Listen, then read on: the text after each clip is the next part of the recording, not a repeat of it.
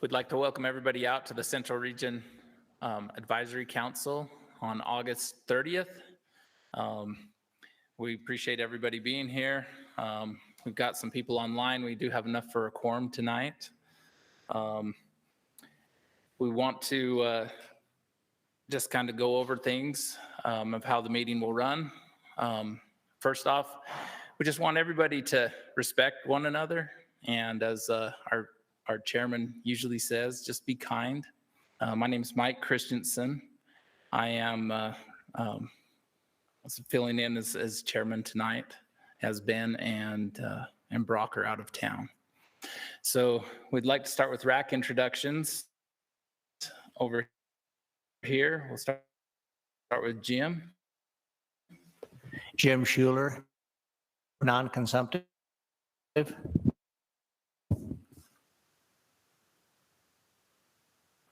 Eric Reed, BLM.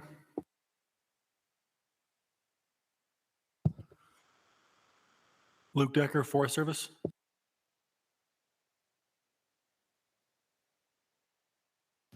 Oh, Dan Potts, non-consumptive.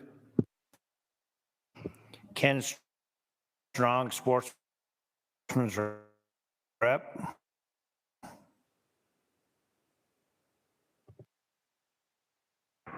AJ Maurer, Agriculture. This is Joshua Leonard. I think we have Josh Leonard online. Yep, Joshua Leonard, Sportsman's Rep. Oh, and AJ Maurer too. Can you hear me, Mike? Mike, can you hear me?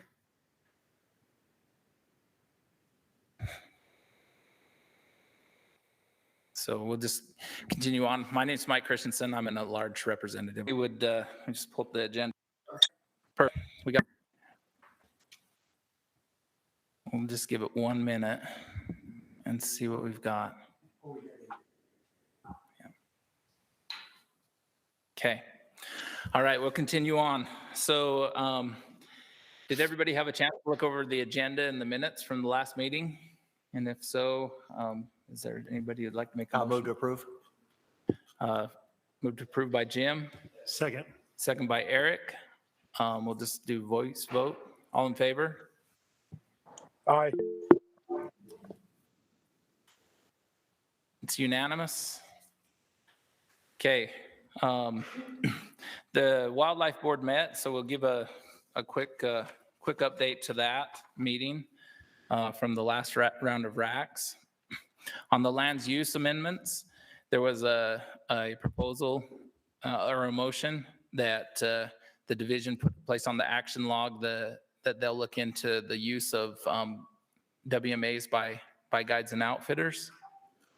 And then they passed the remainder of that land use rule unanimously.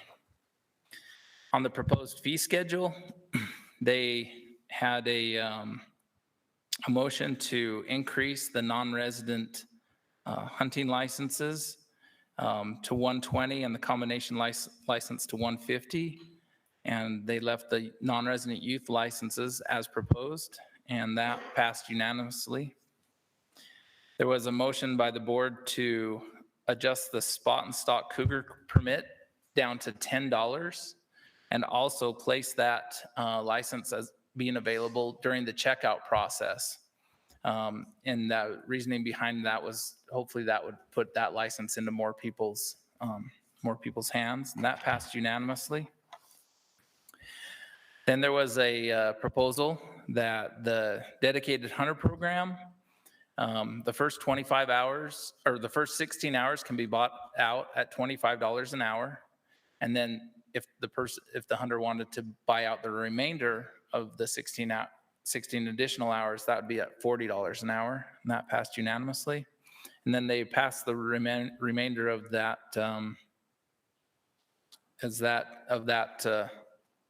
item as presented.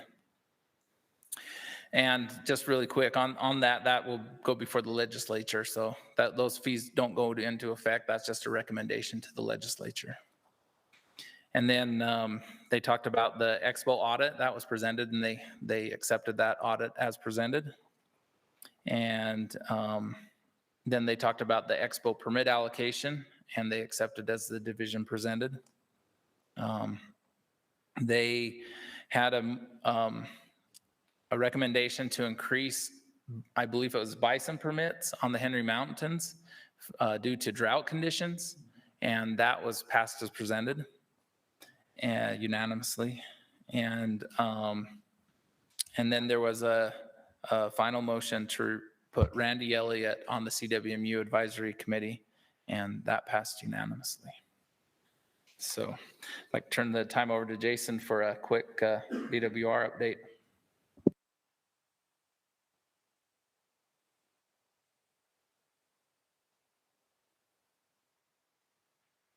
All right, thanks, Mike. I appreciate that.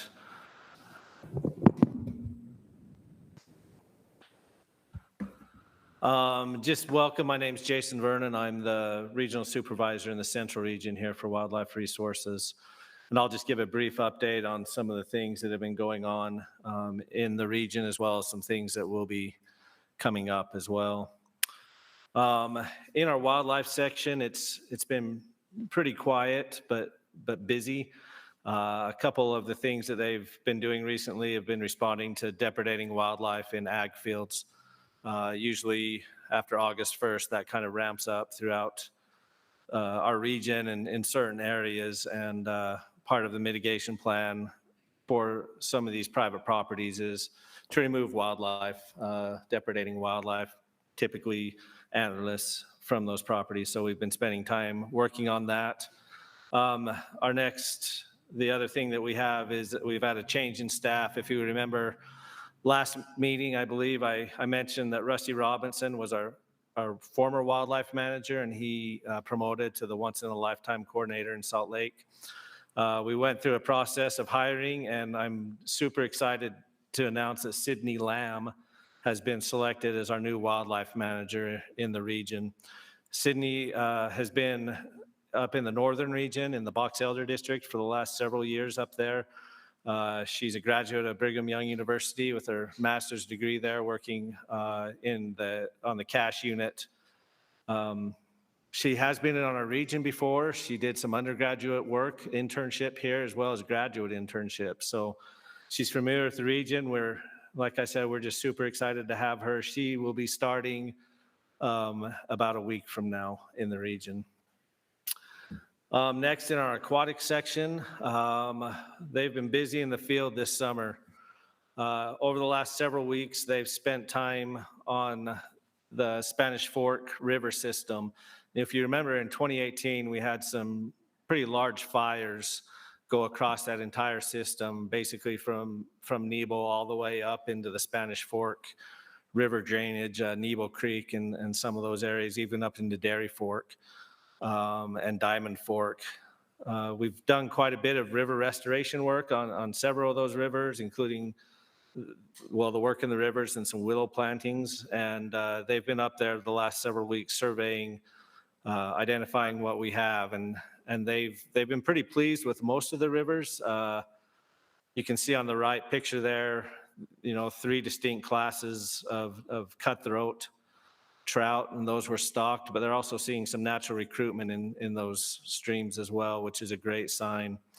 On the top left picture there, while they were on site, we had several monsoons come through, the monsoon moisture come through, and some of those drainages are still suffering the uplands and releasing a lot of sediment down into the river. So you can see there that it's just a chocolatey, a brown river, and we still have some work to do on the rivers and some of the uplands in those areas, and that'll be ongoing. Carp removal on the Utah Lake is starting to ramp up again. They've successfully removed over 75% of the carp biomass out of the lake, which is an amazing feat in and of itself.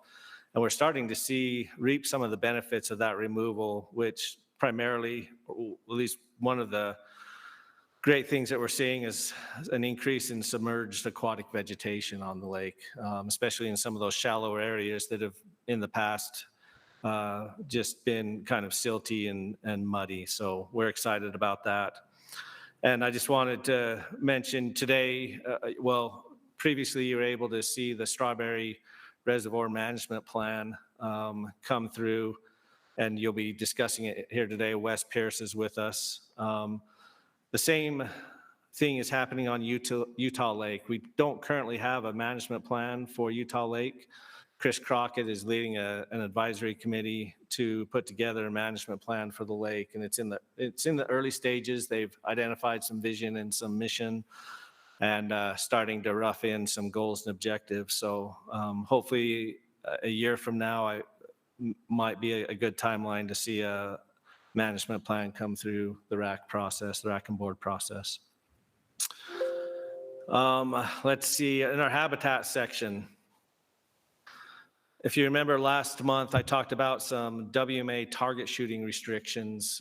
We had some concerns about fire hazards on some of our WMAs, bullet strikes on rocks or metal targets, sparking and creating fires. Since that time, we've rescinded those restrictions. The same issue that caused those muddy rivers in Spanish Fork has reduced the fire hazard on our lower elevation WMAs. So we've been getting some good monsoon moisture, and that fire hazard has just decreased. And we've seen that throughout the state. There's been very few wildfires throughout the state this year, and in our region as well. One of the fires is a Jacob City fire, just east of the city of Stockton. It was just over 4,000 acres. We're working with the BLM and SITLA to reseed that fire. As with every summer, it seems like Guzzlers is one of our major projects that we have going on.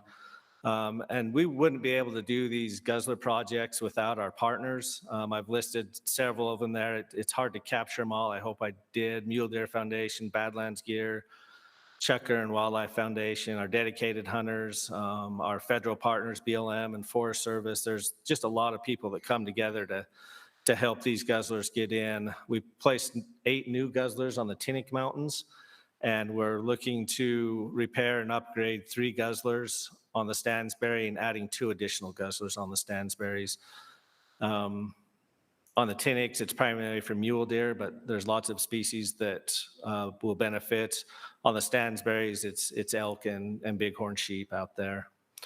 And we also had a staff change in our habitat section. I mentioned before, Roy had been with us for 30 plus years. He retired in July.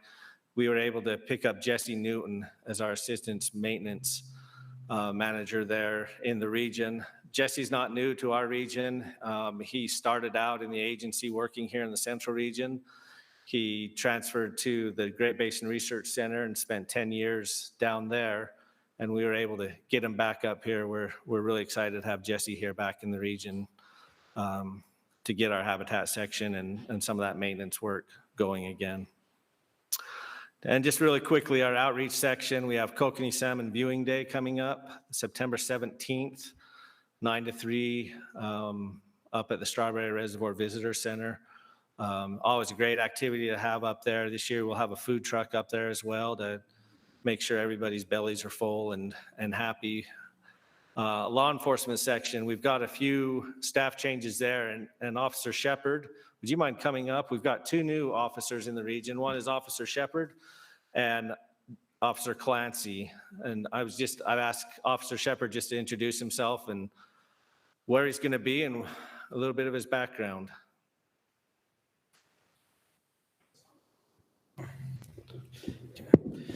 I'm Heber Shepard, and so I'm one of the new officers. I'm going to be in the North St. Pete district. Before I got hired on to be in the law enforcement section, I spent some time in the habitat section, outreach program, and the big game section. So have a little bit of experience in everything, and just super excited to be back here in the central region and back with the DNR. So.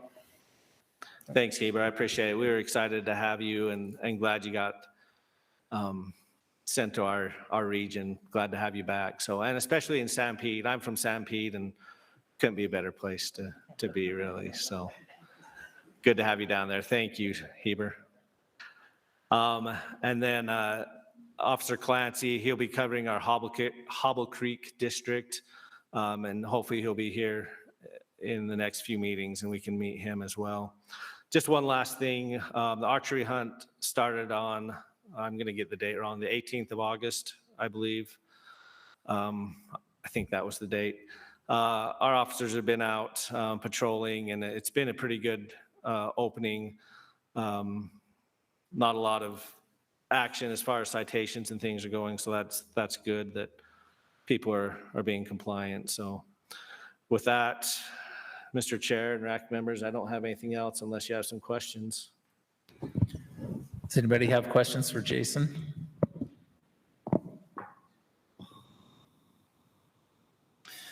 Thanks for that update.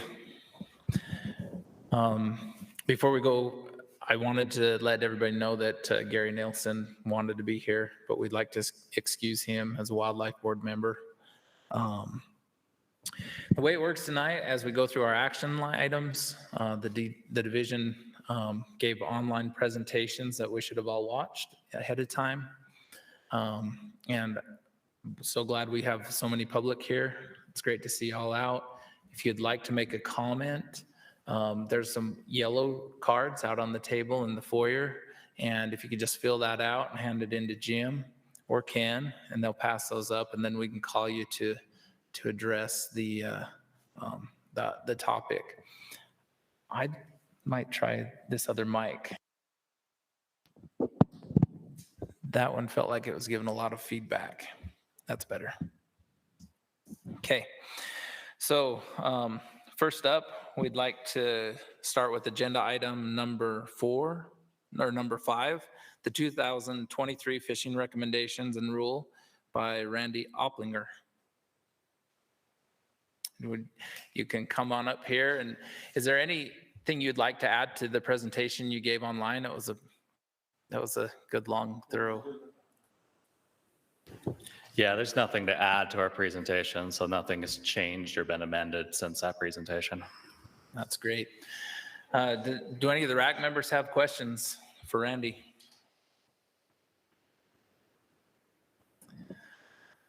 How about the public? Is there any public here that have questions for Randy? If you do, you can approach the mic, and we only have one mic tonight, so we'll just use that one. Hey, Mike, before you go to the public, can I ask a couple questions? For sure, Josh. Yeah, it was a good presentation. I did have a couple, I guess, general help us understand questions. The reduction of perch from 50 to 10 in Big Sandwash Reservoir. What size perch are you netting or are fishermen catching? Are they pretty large, but there's not a lot of them, or are they all pretty small and there's not a lot of them? I think, don't quote me on this, but I believe that both numbers are down and size are both also down at Big Sandwash right now. So as a whole, the fishery is not performing in terms of, perch performance as well as we'd like to see our anglers experience while they're out there. Okay. And then in the same reservoir, you're proposing from 10 to 20 take of walleye. I got to admit, I'm less familiar with the fisheries management plan and the time length. Is there a time horizon on that increased take, or is that just when the numbers come down, you'll recommend a reduction? It seems like a rather large increase for walleye. Yeah, right now we're looking at that walleye population. It's really increasing right now at a rate that we don't think is sustainable. So we're looking at bringing that population down a little bit, which is the motivation for that regulation change. But the idea here is there's no timeline per se on it, but we do standard monitoring out there. So we're out there every year or 2 years collecting fish, looking at numbers of fish in that population, and our intents, we would adjust that regulation accordingly once we see numbers come down. Okay, and then 2 real quick last questions. In the central region, your surveys, either gillnet surveys or fishermen reporting surveys on Pineview Reservoir in the central, what do those numbers look like for perch in the last, say, year or 2 compared to previous years? I know there was no recommendation change, but I'm curious about how that reservoir is performing for perch. Yeah, my understanding is we're seeing perch numbers on a kind of a declining trend right now within Pineview Reservoir. I will say that historically that species is very cyclic in that reservoir as well. So we see numbers go up and down, and it seems to be just a natural cycle. The region's been working hard to maybe stabilize that cycle. There's some habitat work that they've been doing. But yeah, right now it's on a downward trend, but again, it's cyclic. So we see that one go kind of up and down following a regular kind of 3, 4, 5 year cycle. Okay, thanks. And then last question, again, kind of general, but starting at around 2020, really ramped up in 21. And then again, this year, the division recommended a number of very large, robust increased takes on a number of reservoirs the state felt was going to go dry because of drought conditions. Can you give any sense of an update on, there's something like, 20 to 30 different reservoirs across the state. I mean, are those reservoirs still dry in general? Is the state going to start a restocking program? Maybe just a status for how you're addressing drought, generally speaking, in regards to those reservoirs that previously had healthy fish populations. Yeah, no, I could address that. We've been working on that response. First off, we did a number of regulation changes and stocking changes last year. So we're talking 2021 in response to drought. This year, we've made more of those changes, but those changes have been far less aggressive. So I think we've probably made maybe 10% of the changes this year that we did the previous year. In the case of all those water bodies, we haven't had any fish kill events. So we're still sustaining fish populations through all those reservoirs where we've made those changes. We've resumed stocking, kind of normal stocking, at least this fall, into those water bodies, and we'll continue to monitor them and make stocking adjustments as needed down the road. I can tell you on a long-term basis, however, we've been planning more towards drought conditions. We're seeing a kind of increasing drying trend here throughout Utah and much of the West. You're going to see us make more and more regulation changes and stocking changes that hopefully set our fisheries up in a better place for drought.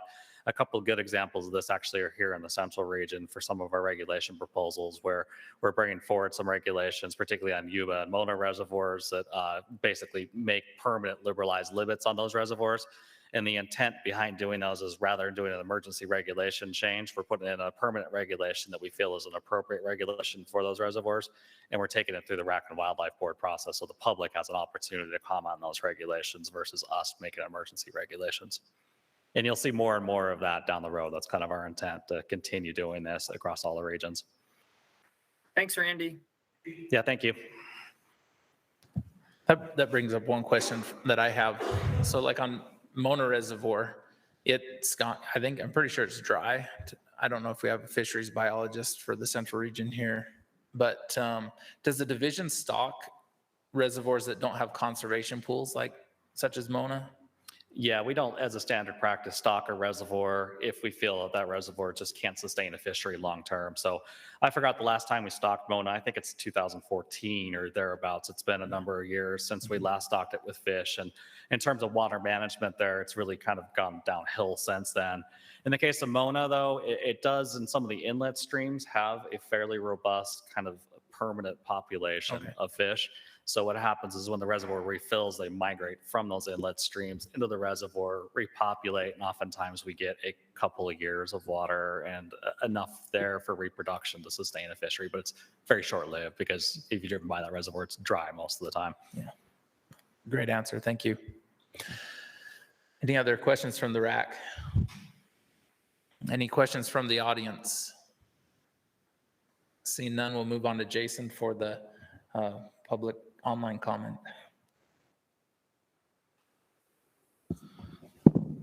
All right, thank you, Mr. Chair. We had 3 comments come in for the rule change proposal. There was a concern about the status of the round-tailed chub and moving it from a protected status to a sport species status, and what financial resources would be dedicated to that effort. There was a comment that was very supportive of the rule changes, and there were, so as far as the 3, we had 2 that strongly agreed and 1 that was neutral, neither agreed nor disagreed. Thank you. We don't have any comment cards from the public, so we'll move on to comments from the RAC and internal discussion.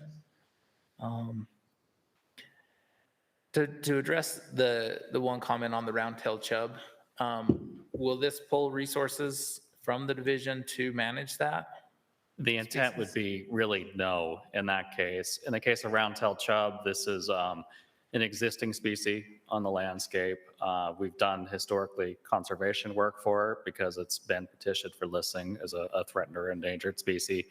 But the reality here is, here in Utah, their numbers are fairly robust. And we're not looking at expanding fishing opportunities for this species, but we're just looking at the numbers of those fish that are available. And we're basically saying this could sustain some fishing pressure. So we're opening up that opportunity for anglers. So I think the thing we want to emphasize, and I forgot the exact number, but it's 800, 900 additional miles of fishing opportunities opened up through this proposal. And really all we're doing is we're taking a species that has robust populations and we're providing public access to them.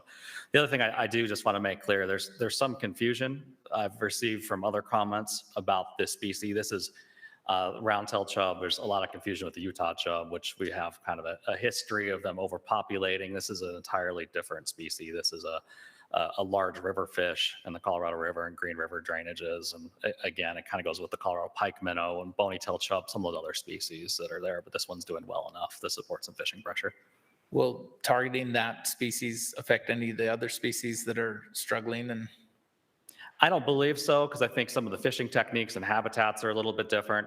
Our intent with this, though, is this is an entirely new regulation that we're putting in place for a brand new species. We think that we have the appropriate regulations in place, but we'll definitely monitor those populations over time, not just round-tailed chub, but all the species in there. And if we see any kind of impacts with angling, it'll prompt us to adjust our regulations down the road. great, thank you. So you would move it back into a protected species if you found, if it was data driven, if you found that it wasn't working well or something, you could move it back. Yeah, exactly. It's entirely data-driven process. So if we found that, some of the options, could be a more conservative fishing regulation. It'd be kind of one extreme. So, entirely catch and release or maybe artificial fly and lure. But then the other extreme would be, just put it back in the protected status. So I think there's a range of options there. If you look at the regulations we propose, there's some harvest in some waters that we propose, some waters it's entirely catch and release. So I think we would have to look at it situationally in the population and make a decision. Any other discussion? And if not, I'd entertain a motion. I move to accept. Second. So we've got a move by Jim, second by, my mind just went blank. Luke. Luke, that's right. Can't read your plaque. Okay, we'll call for a vote. All those in favor? Aye. Josh? Okay, that passes unanimous. Thank you. Okay, on to our next item is the Henry Mountains Bison Management Plan presented by Guy Wallace. He's excited to be up here. Yes, I am.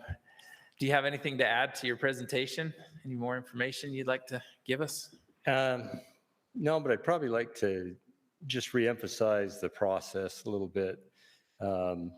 This was it was a long process, and partially because it was delayed by COVID. Right during our meetings, we were hit right smack in the middle of that, and made the decision to have in-person meetings. We felt better about that than going to the online meetings, and so that delayed us about 6 months. But through that process, there was a lot of discussions, a lot of hard, candid discussions about issues that were concerned of everybody that was there, the people that were involved and interested. And we worked through that. The population management objective remained the same as the previous plan, but we added strategies to address the concerns that were brought up in the committee. So that was where most of the change occurred based on that. And there's just a lot of eyes on this herd. It's recognized nationally for the bison genome, maintaining a conservation herd that maintains genetic viability in this herd. and it lives in a tough environment. The Henry Mountains is not an easy place to make a living sometimes, and especially lately with the droughts, the conditions that we've had. So it's been, you know, when these conditions get like this, get drought, everybody's concerned about numbers, especially with an animal that is basically in direct competition with livestock. So we have to manage them very carefully. And I think the other part about the plan that I wanted to emphasize is we wanted to keep some flexibility in the plan so that we could adjust to environmental conditions. And I think we've proven that already in the changes that we've made, the recommendations we've made in response to the drought. The one that I mentioned in the presentation was using the drought monitor as an index, and that's what we've been doing. And we've already made an adjustment 2 years ago to the population, and we recommended some drought permits this year as well, as has already been mentioned. And we're hoping that when things turn around, we can work back towards getting to our goal of 325 adults on the Henry Mountains. So that's really all that I can add. That's good. I really enjoyed your presentation, and I know that you've had a big job there to bring a lot of interested parties together. So thank you. Any questions from the RAC? Ken? Yeah, what's the population right now on the Henrys for the buffalo? Probably these. Well, I can give you two numbers. I can give you our count recently was 368 animals on our survey, and we expected to see a few more than that. So we figured excitability with our helicopter survey, we're probably a little bit higher than that. And so what these extra permits will reduce the population to 275 adults, and that's after the hunts are all over with. So that's roughly where we'll be. Does that help? Yeah. That 368 number, is that adults or is that calves also? The 368 includes calves. Okay. Yes. What do you think is the biggest threat to this herd? That's a good question. Very good question. I have Wade Paskets, the biologist for the Henry Mountains here. I think he could probably answer that question better than I could. So let me turn it over to him. Yeah, just drought conditions would be what I would say right now. So more than disease, more than predation, it's just strictly a Oh, forage. absolutely. Yeah, absolutely. I mean, there's really no predation. If you know, there might be on calves, but we really don't have any evidence of it.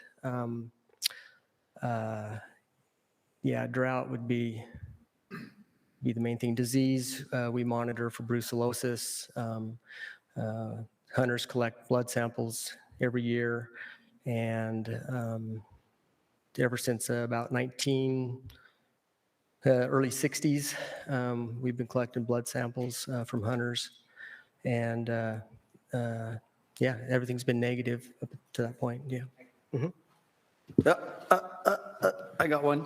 Oh, sorry. Yeah, Yes. sorry. So kind of on that same note, so some of us zoologist types, we think that to maintain genetic integrity, you see where I'm heading here, we need a certain number of animals. And, you know, in my mind, I'm always thinking about 350 or something like that. We're not there.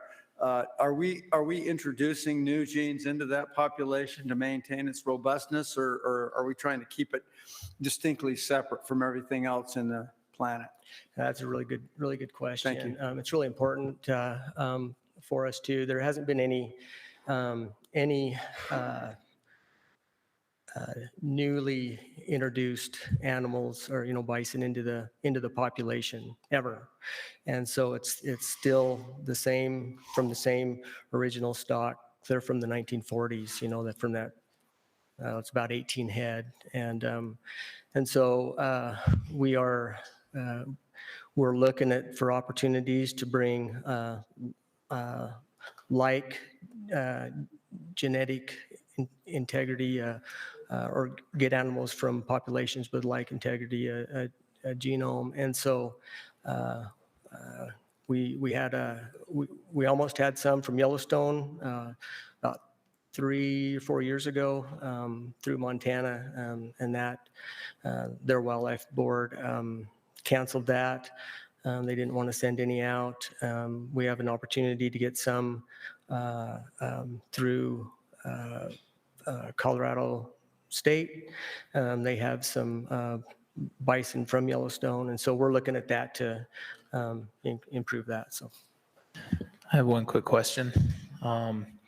So you talked about having collared animals to get your data on, their range use, and I imagine in that country it's pretty important so you can express to the various interested parties on how the buffalo are using the country. Is there any issues with hunters shooting collared animals and you not having enough collars on the ground? I mean, how many collars do you have, and is that an issue under harvest of collared animals?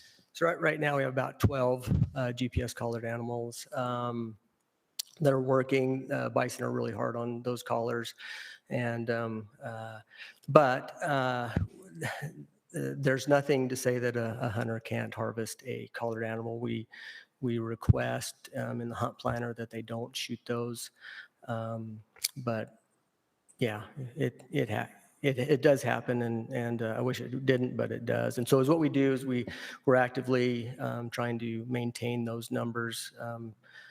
Every year, every couple years, we'll try to build that number of collars up. We probably lose more collars just from abuse than from hunters. So. Well, and that was kind of one of my concerns because I know they're hard on them, and I know that bison are hard to capture, and it's an expensive endeavor to collar them. Do you happen to know that if in the bison orientation course, is it asked of the hunters not to harvest those bison with collars? I believe it is. It was put in there when we updated that a number of years ago, and I'd have to go and look back again, but we requested that they did not do that. And so I think that's still in there. I don't think it's been taken out. Okay, yeah, go ahead, Jim. What kind of begs the question, is it easy to see a collar in a bison? It should be we really recommend that a hunter really spend enough time looking at the animal to tell what they're shooting. So if they're hunting a cow, make sure they're not hunting a bull. And so with the time that they're asked to spend, they should be able to see that collar. Yeah. I think too, some of the more recent ones have had white on them so that they're not just brown to blend in. So there's been white and they stand out quite a bit more.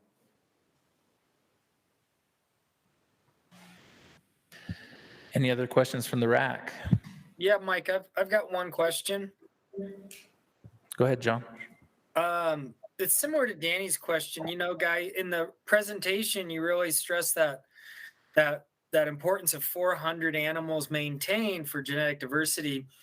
And then you said animals on the mountain right now around 270. And so I guess my question in terms of genetics, I know bison were taken off of the Henrys and put on the Book Cliffs. So hypothetically, how many generations does that animal need to go before, say, we can't get an animal from Montana, but in, 3, 4, 5 generations, can we take animals from the Book Cliffs, or does that not address that issue? I'm all for giving as many tags as we can, but I also do worry about that inbreeding issue that you've called attention to. I'm not a geneticist, so I don't know that I can represent an expert opinion on that, but I do know that a lot of the population modeling, the population viability models are based on the probability of extinction over a certain number of years, some of them 500 years. So once we lower that number, we increase that probability. And so the idea is to try and keep it as close to that number as possible to maintain that and slow that loss of genetic material. And there's two aspects to it. There's the viability and the variability.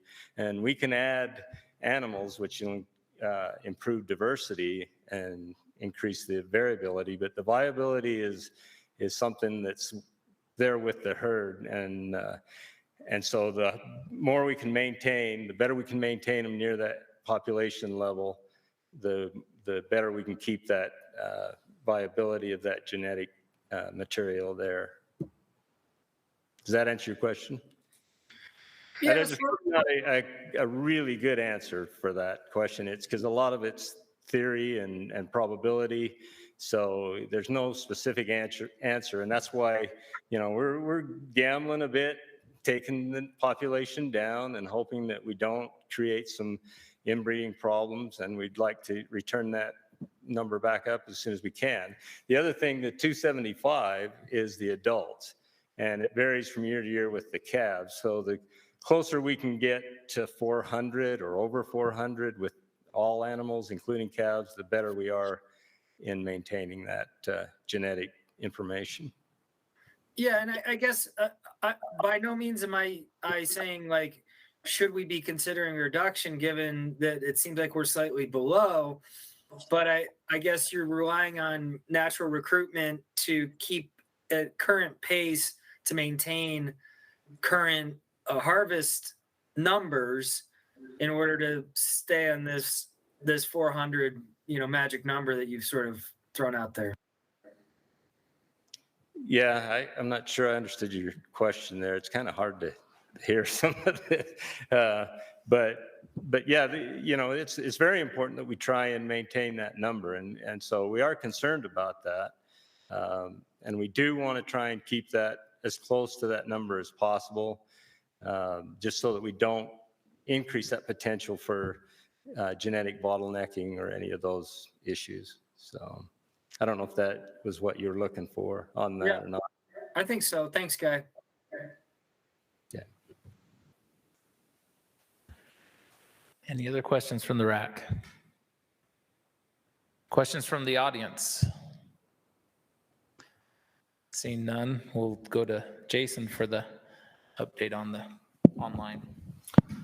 All right, we only had one comment in the region on this, and it was a comment that somewhat agreed with the proposal. The comment said that they'd support managing the herd at a bull-cow ratio lower than 50 to 100 in order to increase hunter opportunity and herd productivity. And there was concern about drawing odds on the unit, and the idea that they would like to have better odds and more tags were issued.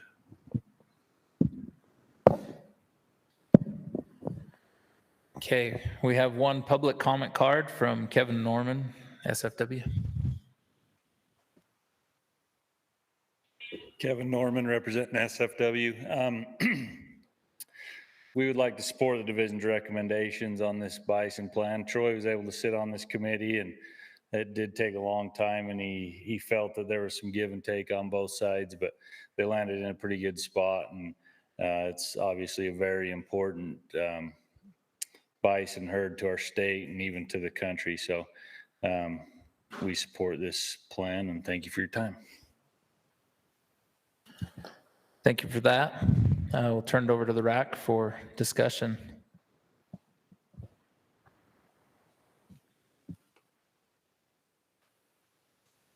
I'll start. I appreciate the division being proactive in their management of this herd. I mean, I know over the years there was a lot of trust broken on with some of the grazers down there, and they felt they were being not heard. And I just really feel like this committee and what the division has proactively done in recent years has probably won some of their trust back, I would imagine.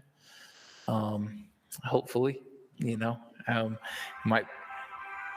And then could you quickly address the 50 to 100 bull cow ratio input that was given online? Sure. Part of it is, there's probably two parts to that. And one is that we wanted to maintain that bull-cow ratio so that we maintain older age class bulls in the herd, so that there's a quality hunt experience, that they have a good opportunity to harvest an older, mature bull. The mature bull part of it is also important to the genetic viability of that herd. The older animals, if we can keep some of those older animals in the herd, it helps maintain that viability of the genetic material. And so it's better. I mean, we could harvest young animals out of that herd if there was a way to do that, but basically we go with, you know, what we get for harvest and try and by maintaining that 50 to 100 bull-cow ratio, that helps us keep those older age class animals in the herd. I guess my comment on that would be, if we're experiencing drought conditions and we really need to lower the herd numbers, I would rather lower the bulls. I mean, not in my herd of cows, you know, my yearling bull, he's got the same genetics that he'll have when he's 9. Mm-hmm. Well, we don't keep them till they're 9, but some bison are 9, some bison bulls. So that was the point there. So I tend to agree a little bit with what that comment was online, that maybe we should look at harvesting a few more bulls when times are tough. And then we've got more cows on the landscape to produce more calves when times are better. We have the forage and the moisture, if we have the forage and the moisture in the future. So and I think I mean, it's not a lot, but I think we actually did that with these extra permits on the drought. Our bull-cow ratio was running a little higher than 50, and so we recommended a few more bull tags because of that. Perfect, thanks. Any other discussion? Seeing none, I'd entertain a motion if anybody has one. I'll make a motion to accept as presented. Yeah, and I'll second it since I haven't said anything yet. Motion made by Ken, seconded by Danny. All in favor? Aye. Passes unanimous. Thank you. Thank you. Move on to agenda item number 7, landowner rule amendments, presented by Chad Wilson. And he's excited to be back before us again. I think he has an apartment in Springville and wherever else he travels. It makes me feel like I'm wanted when I keep getting to come back all the time. I don't know that I have a whole lot to add to what my presentation was online. I mean, I think everybody's seen a couple of letters from the LOA and from the division after the presentation. So yeah, I think whatever questions there are, I'm happy to answer. I have one quick question for you, Chad. Do you happen to have the Wildlife Board's motion that, sorry to put you on the spot, but it just came to my mind. The Wildlife Board, so the LOA issue went before us in the last few months. And then the Wildlife Board sent it back to the LOA committee. And with a real distinct purpose. And I think it would, Yeah, and I don't know that I have it word for word. Can you give us the basic? But essentially what they said was that the motion was to pass the rule as was presented. And then they gave a caveat with an opportunity for the LOAs to get together and make a presentation to our landowner permit committee that we had. And then and this was clarified by both Bryce and Carl, that if there were changes that could be agreed upon, that those would go back through the RAC and the board. And if there were not, then they would not go back through the RAC and the board. So the proposals that you made were viewed before the LOA committee, and those were the proposals that were agreed upon by both parties. Right, yep, the 4 that were highlighted is what was agreed upon by the committee. Oh, well, and so to be clear, the LOA the LOAs united and presented to the committee. So they gave them the recommendations of what changes they'd like to see. And then those four, the division and the committee, said we can get behind, and the other two, they felt like they couldn't, or we couldn't. Any other questions from the RAC for Chad?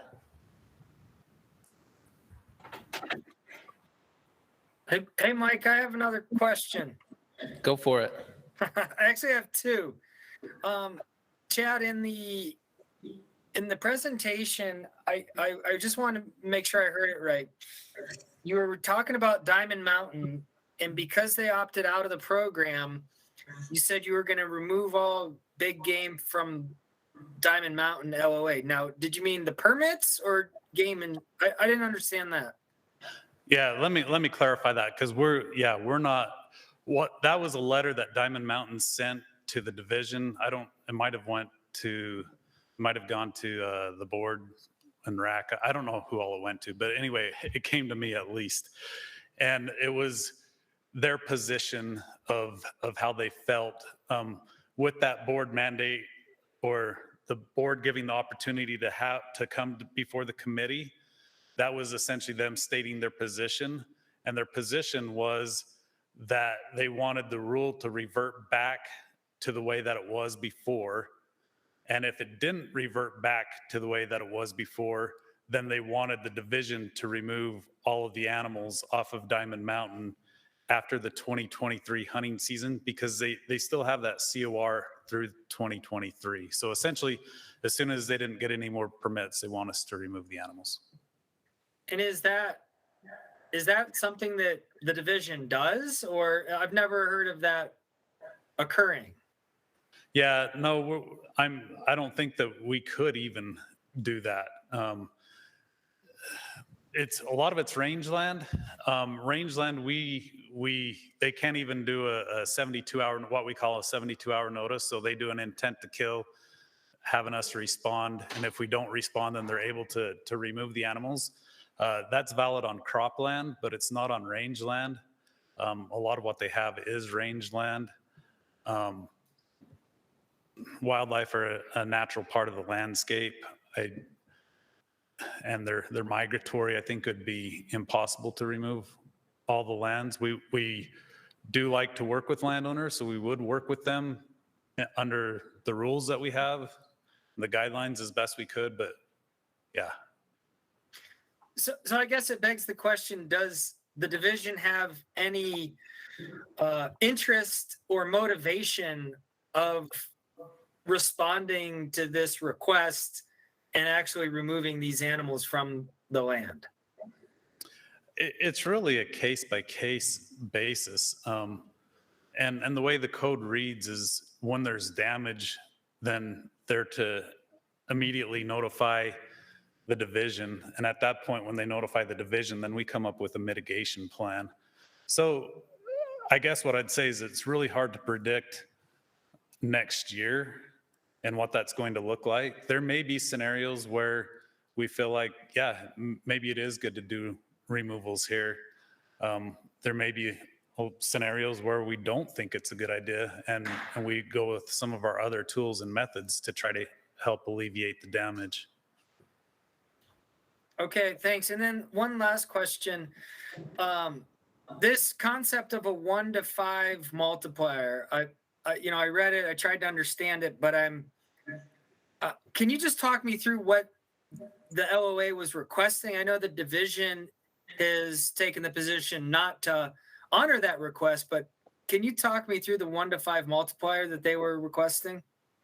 Yeah, so it's a 1.5 multiplier. So essentially, for all the LOA lands that are enrolled, they'd count for 1.5 times. So it would bump the permits up, essentially 1.5.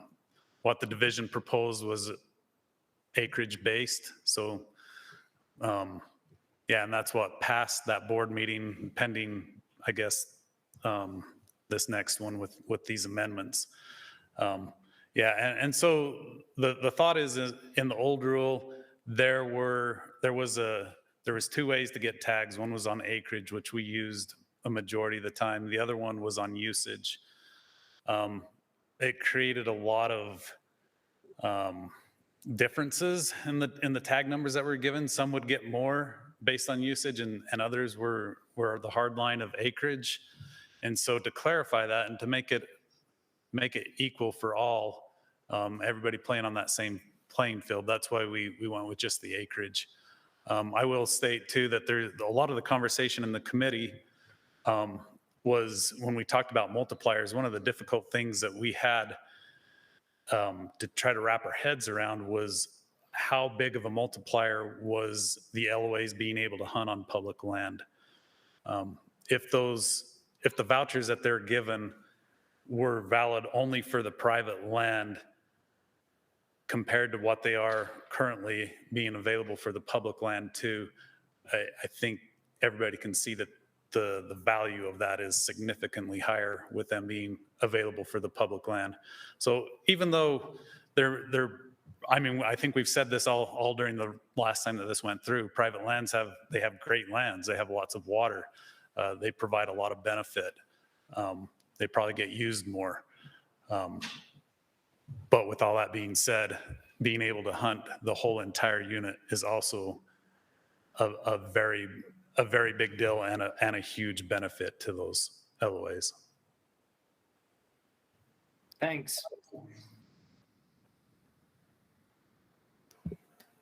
Any other questions from the RAC for Chad?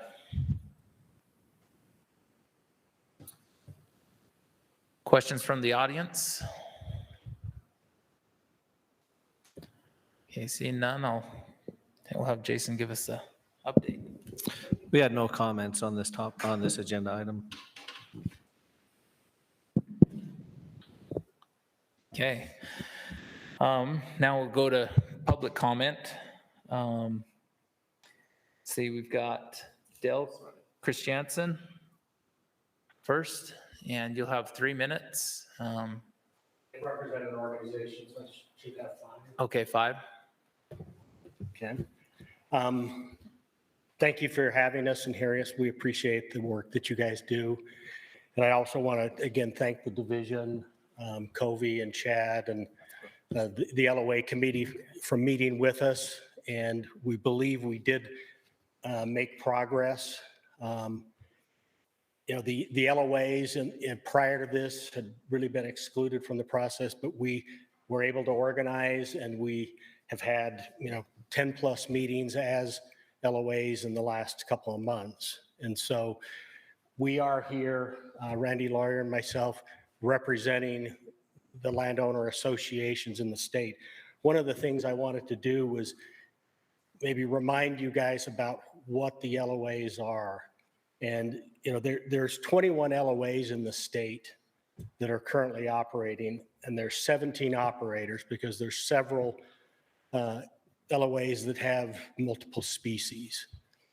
With that, we have 743 different landowners.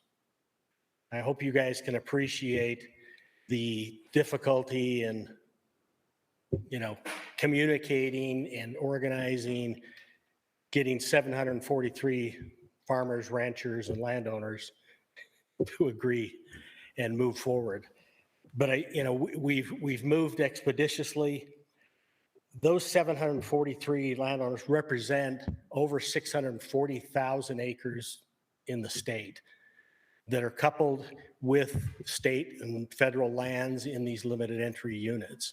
And they're critical lands to wildlife. We're here as representatives to, we're here at the table trying to work with the state. I know you talked about the one LOA that is choosing to leave. We involved them in our process. They were aware of what we're doing, and they've chosen to take another path. The rest of us have chosen to try to stay at the table and work to come to some common ground. And I think what I'd like to stress today is that we are very close. But this acreage multiplier is a linchpin item for the landowners. And the landowners I can tell you we're at a domino tipping point. You've seen one large LOA leave. If we don't believe that if we get more common ground, there could be a domino effect of, because we do have 743 owners, it's not 21. There could be a domino effect that could turn us back 20 to 30 years as far as where the wildlife is. And so, again, we're trying to get, some changes, and this one last change that we believe is critical to our success. And in that vein, I want to leave you with a couple of statistics of the LOAs receive 75% less vouchers per enrolled acre than the other private land program CWMUs. You'll hear the division or others, shoot out that, well, it's because you can hunt the whole unit. 75% less.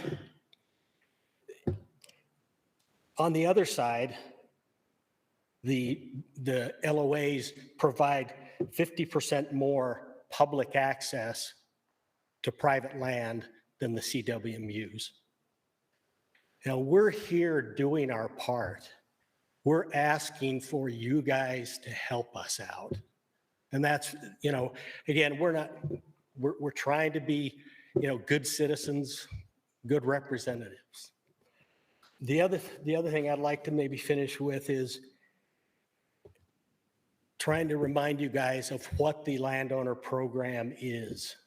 And I know we put this in the email to you, but the landowner permit program are intended to provide an incentive for private landowners to manage their lands as quality habitat for public wildlife, assist and support the division in managing big game, and most importantly, increase private landowner tolerance of big game. And that's where, again, we can't emphasize enough that this is at a tipping point of where landowners believe that we're not getting the incentive enough as what was given. We've estimated that if the new rule goes into effect as it's stated, that in 2022, there were 200 landowner permits issued. That will go to 147, which is a 26% reduction. I don't know about you guys, but I wouldn't be happy about a 26% reduction in your income. So again, we thank you for your, service and working with us. We ask you to, approve or recommend approval to the board of our request for the 1.5 multiplier. Thank you. Thank you. That was very well stated. Kevin Norman, SFW.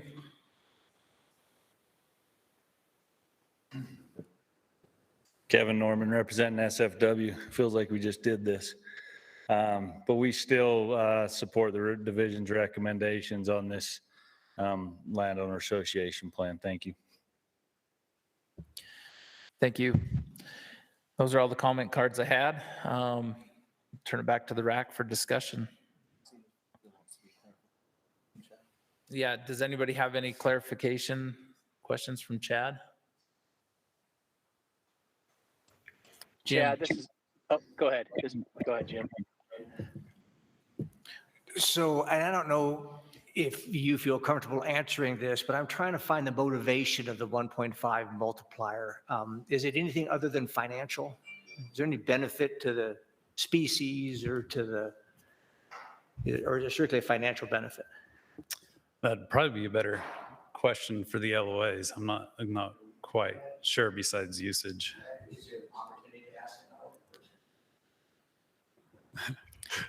I'll allow one question if we keep it brief, but I don't want to get into debate, some back and forth. Thank you. A couple of things. Again, the intent of the rule is to incentivize landowners for wildlife habitat to be friendly. Secondly, any permit that we get we have to provide a public access permit. So if we get increased permits, there's increased public access. So there is, a benefit to the public. And again, it's all about us working with the division and being able to keep, 650,000 acres of private land open to wildlife. Thank you. Thank you. Great. Really quick, Brayden, I'm not sure that this is the best time to do it, but I'm going to. We have a new RAC member, Brayden Shepard. And Brayden, would you please tell us who you represent so everybody knows who you are? And then you can go ahead and ask Chad his question. Yeah, what a terrible way to introduce myself over Google Meets. But glad to be here. Brayden Shepard. I work with the ag community. I'm an attorney by trade. I work with Farmland Reserve, and so I'll be representing all the landowners, agricultural users in the central region. So glad to be here. I love wildlife. I love land, and I love being outside. And on this landowner issue, Chad, I think the question I had was, what impact does it have on the program and for the Division of Wildlife to add that multiplier into this? I heard the permit numbers, but from a financial aspect and from a wildlife aspect.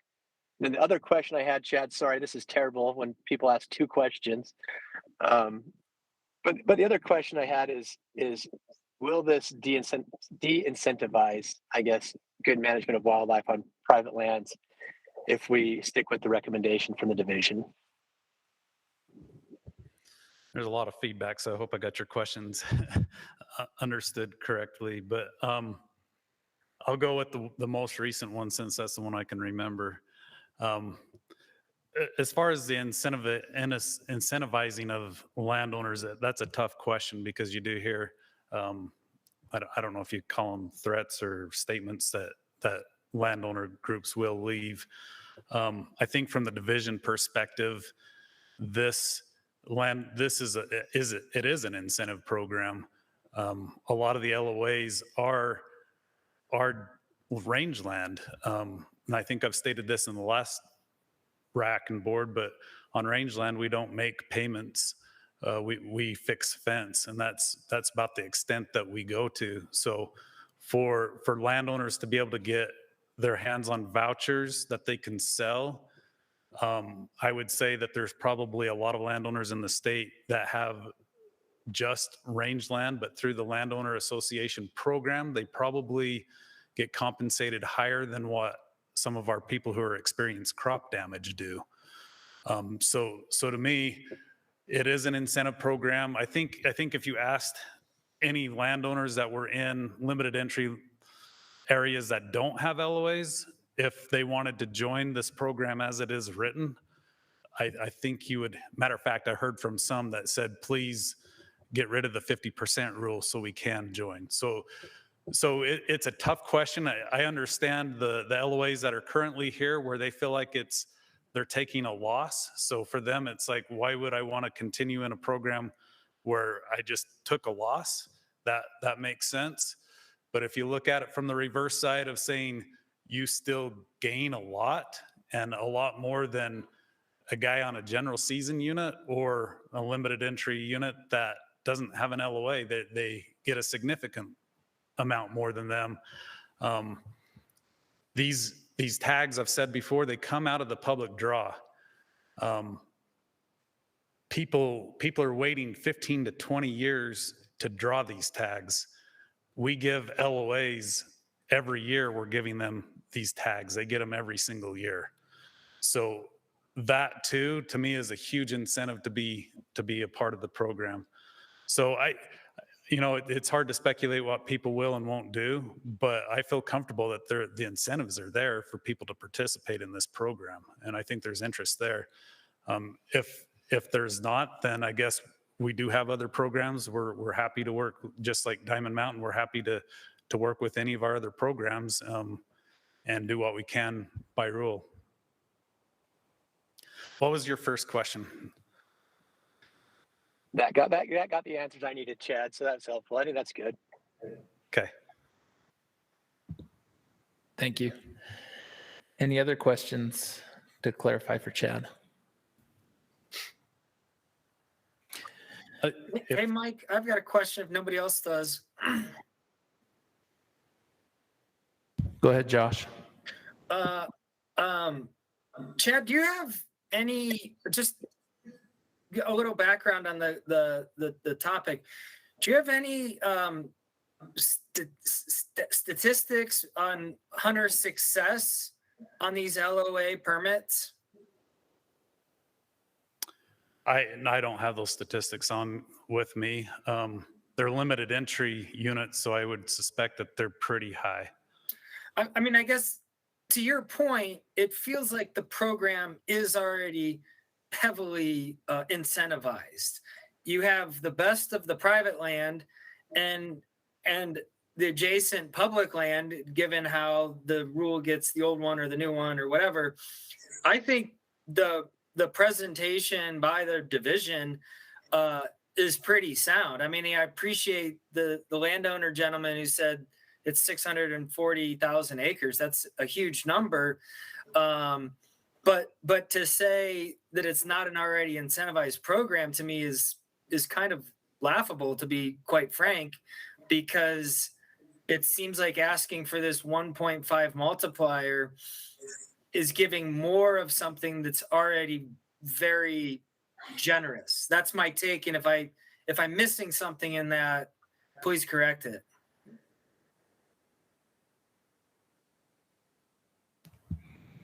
I didn't hear the question. Thanks, Josh. I mean, Okay. did you have a question for him, Josh, or is that? My question was this hunter success of LOAs, and I guess he confirmed it by saying it's probably pretty high, which we all suspected. Perfect. Thank you. Yeah, if you don't mind, if nobody else has clarifying questions, I just want to clarify, I guess, from our perspective, a couple things that Dell touched on. Go ahead.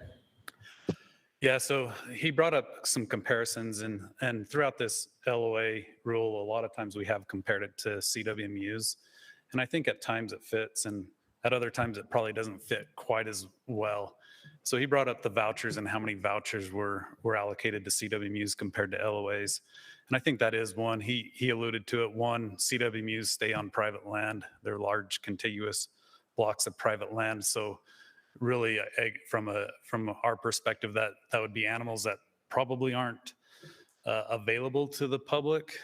So they're not really taking from that. Another thing would be that there's a lot of CWMUs that are on general season units. So when they're on those general season units, there's that ability to have more permits as well. And I would say that for the public access to, you talked about the 1-to-1, and it is true that we're asking for 1-to-1, and that would be assigned to a hunter. A CWMU, that person stays on the CWMU. They can't hunt off of the CWMU. With this on the 1-to-1 access, they can hunt the whole entire unit. If that guy that gets assigned the LOA says, no thanks, I don't want to, then they could potentially have 0 too. So even though it's 1-to-1 in rule that they have to allow it, at least that it's with a caveat that that hunter wants to take advantage of that.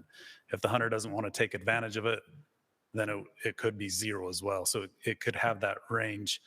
And I would say that too is like, I think a lot of the guys that buy the LOA vouchers don't necessarily hunt the LOA land. So I wouldn't suppose that would be that all of the hunters, the public hunters that had that access would all hunt it as well.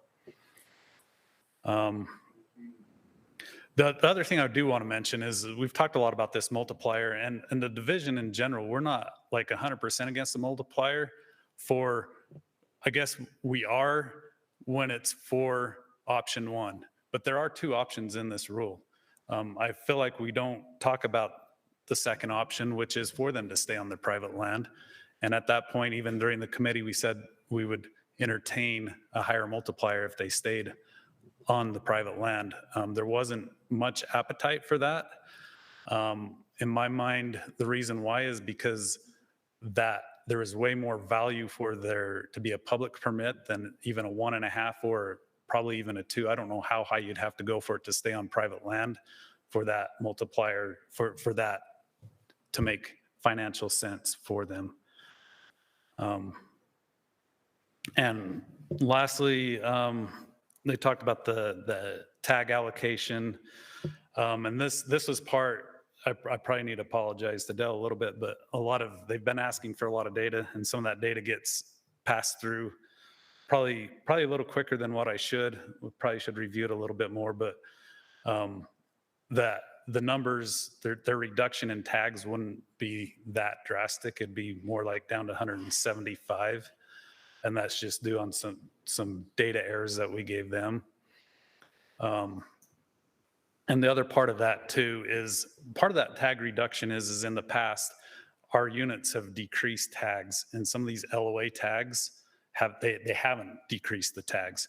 So part of the reason for that you could look at it as you're getting cut, or you can look at it like this is where it would have been if they would have taken the cuts as it went along. That was actually one thing that I was going to say is the permit reductions, and I'd like how you stated that. Some of that reduction is because they didn't take reductions when the overall unit public tags were reduced.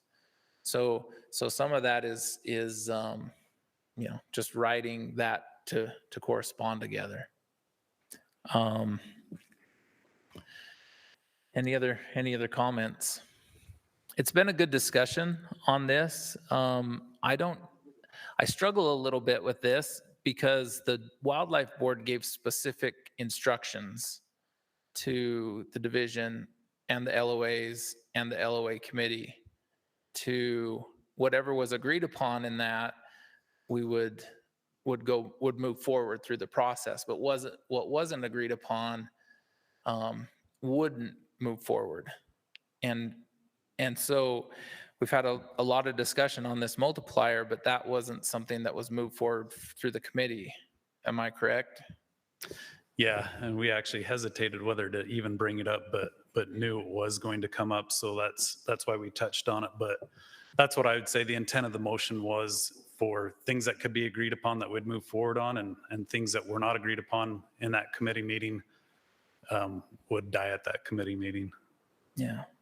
And that's not to say, I do want to say this too, is like, we are committed to continue to look at data going forward. This is just for this round right now with this revision, but going forward, as we get more data, as we're able to look at it, we're happy to still have those conversations. But it's at this point in time, trying to get this rule buttoned up, that we just feel like we need more time to talk about multipliers and get the data.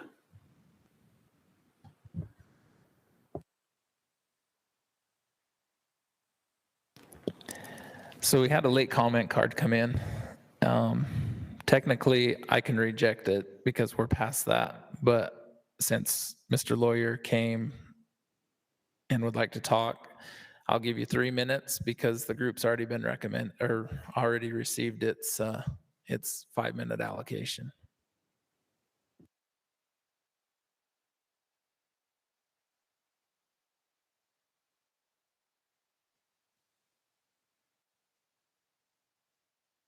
I just hit filling our red fuel up and I fell flat on my face. But anyway, 3 minutes.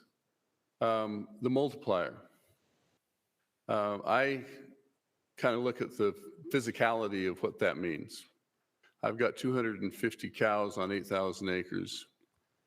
We go on earlier than most of the other cowmen, than the part of our ranch association. We have almost 100,000 acres in public, and we generally come off later than anyone else. But the fact that we go on early means that there's not, we get as good a chance as our cows can hope for. The feed's pretty much gone in the spring because we've got anywhere from 300 to 400 elk competing with our cows. And they tend to stay on our ranch because we have the only water on our side of the mountain. So the reality for us is that we don't get sufficient compensation. I don't know what the word was used by Chad, but something about what was the word you used about? Incentive? Yeah, incentivize, sorry. We're not incentivized. How can we be? You know, the feed's gone. We struggle, especially during drought, it's been nasty, but I think that's the end of my 3 minutes. But anyway, this multiplier, from we understand from the collared data, is should be closer to 1.8. I think we should have started with that, but maybe it doesn't matter. Maybe nobody cares. But 1.5 is inadequate. But it's coming from the landowners with the desire to sort of cooperate, work with you, and we really feel like we're just kind of being stuck in the eye with a sharp stick. Like, take it or leave it. We don't care, you know. So I hope that's not the case. Thank you, Mr. Lawyer. Do you have any clarification to that, Chad, or are you good? Yeah, I would just say that the last sentence that was said was, I guess his last sentence and my last sentence, the last time I was up here, we're willing to work. We're willing to look at the data. I don't think we have the data that we need, and it's the right data or the design data to even look at usage. Having this program at all shows that there's a willingness to work with landowners. I don't know if I can stress enough of how big of a deal it is to give up tags out of the public draw. 200 tags statewide, that's 200 less people who drew out on a limited entry hunt this year. And we're happy to work with landowners. We're happy to do that, but we also want it to be a fair and equitable thing across the board. And what we feel like, as I mentioned in our incentives, we feel like this is fairly incentivized for landowners to participate. We feel like there's a lot of landowners that would continue or start up if they could with this rule as it is written. Yeah. Thank you. Okay, turn to the RAC for discussion. I'll just start really quick. I served on the LOA committee. We talked about this for, I would say, hours. And the proposal by the division and what was agreed upon by both parties, I feel like doors weren't shut. There's an LOA committee that's proposed to be formed with LOA representation and sportsman representation that can look into this in the future with better data. I personally have a hard time thinking that the RACs are going to pass a multiplier and pass that on to the board when that wasn't what the board's motion was, but I could be wrong in my assessment of that. And I think Chad makes a great point. And the committee, my feeling from the committee that I got was that if the LOAs wanted to stay on their private lands and they're managing to the herd objective, then there was no real issue with giving them more tags. But to give more tags to hunt state or unit wide on public lands, there wasn't an appetite for that on that landowner committee. So Brock has his hand up. Brock joined us. Yeah, so I put my hand up, Mike, before you started speaking. I was basically going to say what you said, so I have nothing to add. I agree with what Mike just said. Well, that's a first. Yeah, well, once in a while, Mike. So I think it's a great program. We owned a ranch in a limited entry unit, and we weren't part of an LOA, and we were always jealous. So I think there's a lot of incentive there. Any other comments? And if not, I would entertain a motion. Yeah, I'll move. I agree with you, Mike. I think no doors are closed. It sounds like there's openness for future opportunity for a multiplier, and I would like to stick with the process. And we've been asked to discuss exactly the details that we've discussed. So I would move that we approve the division's recommendations as is. I'll second that. Motion made by Jim, seconded by Ken. All in favor?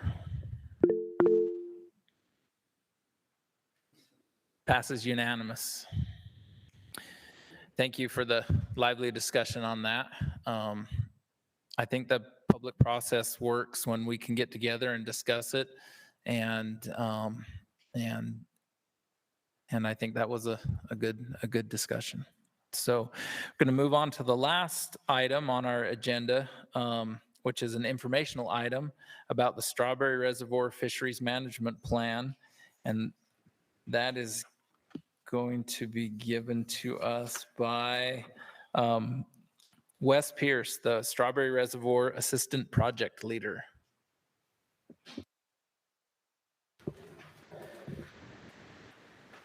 Yeah, so hopefully most of you guys have seen that fisheries management plan that we went through. I don't really have anything to add to Alan's presentation. Our project leader gave that presentation. I would like to say thank you to all those who are on our committee. Again, kind of like the Bison committee, we had to take a COVID break. Ended up taking about a 2-year process to do this. Started out with in-person meetings and online meetings, and then back to in person, and we finally got it through. So with that, if you guys had any other questions on this, I can answer. I did have a question. It talked about the pressure that the kokanee fishery receives, and then how you're going to deal with that going forward in the future. And one of the things that I didn't quite understand is, would that mean more kokanees are placed in the reservoir? And if that's the case, would that decrease their size and their growth rates? Or how does that, how do you foresee that? No, well, first of all, kokanee, we've pretty much stayed with the kokanee stock rate of around 400,000 kokanee every year. A lot of people don't realize these fish are stocked at 3 inches. They grow from there, they grow to 3 inches, and then they're gone from the fishery. So they're kind of a harder fish to manage because of that. That's the way they are. So when we stock those 3 inches, if we lose a year class, we've lost that whole year class all the way through. We don't have any more. So they're kind of a hard fish to manage by just stocking more at it. We can't always just throw more fish at a problem. If we're low on numbers, we just kind of wait to see. And the way it's been the last, 6 or 7 years with that increased pressure, we've definitely seen the kokanee population be pretty high. This year we were a little bit lower, but we kind of anticipated that. We've been tracking this last age class for the last 3 years, and they've been low. But guys have still been able to catch kokanee. Guys that know what they're doing, and even guys that go out for first time are still able to catch kokanee. So managing pressure wise, we don't really anticipate throwing more fish at this. We're just going to manage it how we have consistently for the last 20 years. Great, thank you. And the other clarifying thing I wanted to ask is, you've had about 1 million angler hours on strawberry consistently for the last 25 years. Did I understand that correct? That's what. Yeah, it's maybe not that long, but it's, for the last, I don't know, 2000s. Yeah, I guess that's probably 20 years, I guess. Yeah, we've averaged right around 1 million hours. Sometimes it's a little less, sometimes it's a little more, but we try to keep around that million hour mark. That was interesting to me, because I feel like we've heard so much about how, the pressure on our resources has grown so much, but that's stayed fairly consistent. And I was surprised by that number. Yeah. And that's a big number when you compare it to a lot of other fisheries in the state. We get a lot of anglers up there. That's a lot of hours. Any other questions, Danny? Yeah, I got one. I thought I saw a light at the end of the tunnel in that plan for adding another fish. I've been recommending splake for that lake for 20 years, ever since I recommended that we go with a 22-inch limit, and that kind of worked. Kind of. And I'm so excited. Alan's done a great job, and of course, Roger started that out. But What about splake? I mean, quite frankly, we need a hybrid in there so that it doesn't reproduce. Splake are half brook trout and half lake trout, so they can live a little deeper. And I was involved in the TMDL, and that was an issue because we had low DO at times in the lake. And so having a fish, and especially for ice fishing, that seems to be a great fish that would not really impact the cutthroat fishery as much as others. So you certainly wouldn't want to put tiger trout or anything like that in there. What's your thoughts on splake? As far as the need, I guess I'll start with addressing the need for another fish species. Right now, we have it in the management plan. If our Utah chubs start to get out of control again to where we can't control them with cutthroat, we would move to possibly another fish species. Right now, we just don't need another fish species in there. We are controlling Utah chubs, and we have for the last 18 years at a very stable level. We have a little bit of fluctuation, but we don't see those peaks and lows anymore. They're there. So as far as it would go just to add another species, it would just be for recreation purposes. When you look at some of our statewide angler opinion surveys, we don't see a public need or want for another species in strawberry. Most of our surveys come back as cutthroat and rainbow number 1 and number 2. I think the next one that we had was a tiger trout. So there's just not a lot of public demand for another species in strawberry. And as a biologist, we just don't really see the need to have to manage another fish species to do what cutthroat are already doing. Well, my only comment to that, and this is part of the question, recreational need, ice fishing is a recreational need, and I feel that splake would add just like they have at Fish Lake and other places where they've been introduced. I think that they provide that extra recreational opportunity that sure, what's working is working, but so you don't think that that ice fishermen deserve a different fish? Again, we go back to the public comment. We just don't see the public survey for that of they wanting splake in the water. We do have, cutthroat in there. We have rainbows in there, and people are pretty happy with that fishery as it is. And again, we go back to the DO. We don't only have low DO at strawberry in the summer. Right now, we have anoxic conditions on the bottom. So that's a lot of that deeper stuff as well too. But like I say, we just don't feel there's a need right now to add another additional species into the water. So there wasn't a light at the end of the tunnel. Okay. It's in the management plan. If we ever get to that point where we need to start looking at that, we'll do that. Sometimes I lose too, Danny. Go ahead, Josh. Mike, I had so many questions tonight. I feel like I got to apologize. It was just a curiosity, really, but in the information packet, I saw that it said since 2017 that kokanee, it's about a 45% natural recruitment, but then that number fluctuates between less than 5% and 80%. So can you give me a better sense of how natural recruitment is doing in strawberry versus the stocking program? I know you talked about removing beaver dams and things like that, but just why there's such a great fluctuation from natural recruitment year to year, and like what's the plan to promote that, I suppose? Okay. Yeah, kokanee, they do average about 45%. They can be as high as 55, 56% natural recruitment and low. When we talk low numbers, we're talking numbers like last year, where we had one of our tributaries absolutely go completely dry. So there was zero natural recruitment in that tributary.